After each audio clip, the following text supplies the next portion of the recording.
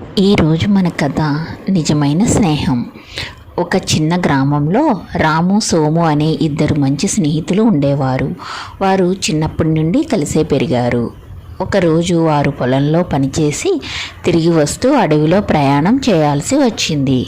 అదే సమయంలో అడవిలో ఓ పెద్ద కొండ చిలువ కనిపించింది. అది ఆకలితో ఉన్నట్లుగా కనిపించింది. భయపడ్డ సోము వెంటనే ఒక చెట్టు మీదకి ఎక్కాడు. కానీ రాము ఎక్కలేకపోయాడు. అతనికి ఏం చేయాలో అర్థం కాలేదు. రాము వెంటనే భూమిపై పడుకుని శ్వాస ఆపేశాడు. కొండ చిలువ అతని దగ్గరకు వచ్చి కాసేపు ముట్టి చూసింది.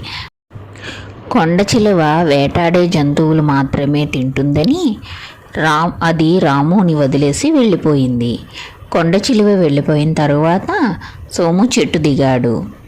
కొండ చిలువ నీ చెవిలో ఏమి చెప్పింది అని సోము అడిగాడు.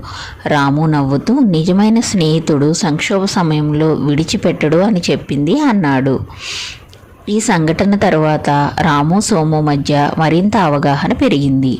నిజమైన స్నేహితుడు ఎప్పుడూ వెన్నంటే ఉంటాడని రాము గ్రహించాడు.